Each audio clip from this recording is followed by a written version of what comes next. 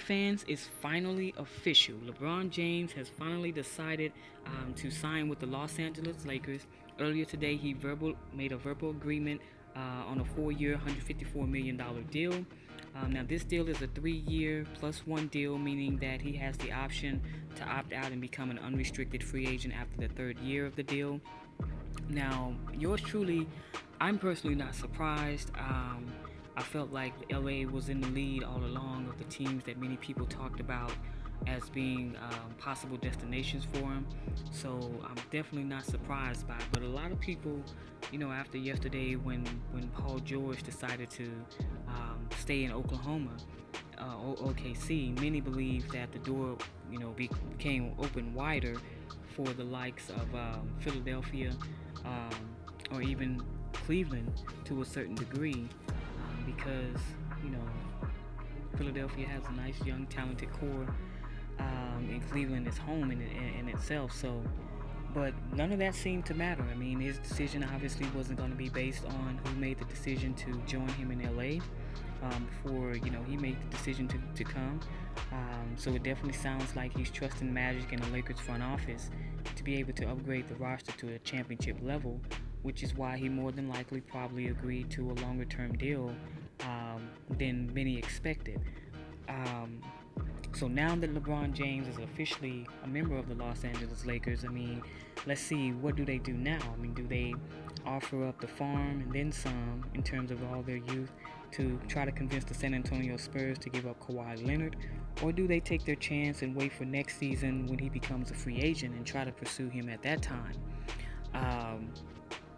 As far as this season's remaining free agents, however, that puts the Lakers in a pretty good spot because now that they know they have LeBron James for the next 3 years at the very least, they can try to convince some of the remaining free agents like a DeMarcus Cousins or a Clint Capella or even someone else to take a short-term deal so that they can actually preserve their cap space, possibly even a 1-year deal in the case of DeMarcus Cousins, who will be coming off an Achilles injury. And so that in itself is probably why he's still out there. That's probably the number one reason why he's still out there, because of the injury and knowing that he could very well be back around All-Star break. You're not even sure how he would come back and how effective he would be even then. But you could convince someone like him to take a short-term deal, a 1-year deal, to keep the cap space that you may have available for the next season so that when the 2019 free agent period opens, you can go after a Kawhi Leonard or, you just never know. I mean, or even a Kevin Durant or a Klay Thompson, because all those guys will be free agents next season. Or even a Jimmy Butler. I mean, there's going to be a nice pool of players in that 2019 free agent class as well. So you would be wise as an NBA team to make sure that you have some cap space to really go out and change the fortunes of your team. Now, already since LeBron agreed to come to Los Angeles to the Lakers, they've signed, Kentavious Caldwell-Pope, Lance Stevenson, and JaVale McGee to 1-year deals. So they've already got those guys in the fold and convinced them to go with 1-year deals, to make sure they still have that available cap space, not necessarily signing anyone beyond next year.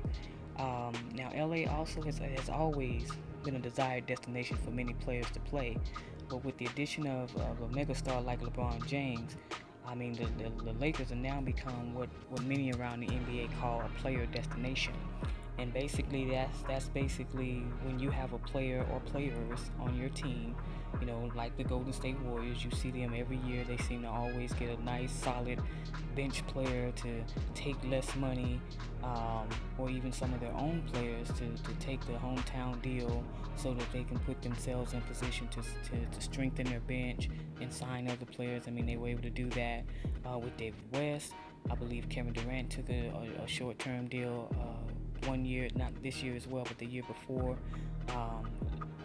to Iggy. So I mean, when you have when you are a player destination team like the Golden State Warriors, people want to win championships.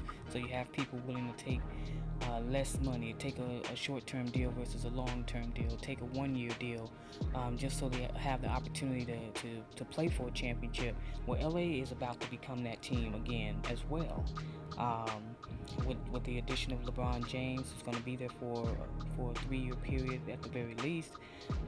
Players now know that he's going to be there for a 3-year period. So they know what they have. They know that they have him there for a 3-year period, and that definitely puts them in position. At some point, they're going to make other moves to put them in position to actually be a legitimate threat, in my opinion, to the Golden States of the world, to the Houstons of the world, to where they may very well at some point down the line be the favorites to win the title. So LA has now put themselves in that same position. Now we all knew that wherever LeBron James signed, it was going to have some kind of ripple effect on the NBA, kind of a domino effect on the NBA. Many people thought that he was going to go somewhere and sign with another star-powered free agent, and then that would get the dominoes rolling for everybody else to start signing. But that didn't happen. Most players, most of the best ones available, pretty much signed last night, or early this morning, if you will. Um, so, but the ripple effect comes in that now the Eastern Conference, in my opinion, is now truly the Leastern Conference. I mean, it's wide open in the Eastern Conference now. I mean, you have a team like Boston and Philadelphia, I feel, are the two favorites to come out of the East now. And it's all pretty much, honestly, going to depend on health, because each team has had their share of health issues amongst their best players. For the most part, does Toronto become reinvigorated now, knowing that LeBron James is no longer a part of the Eastern Conference? Does a team like Washington finally get it together? Does Milwaukee finally take that next level, or that next step to the next level? All those things we'll find out, but it definitely feels good to have the Lakers as a relevant team again, and I'm definitely looking forward to the next season. With that being said, I bid you all adieu, and I'm out like LeBron James in this press conference.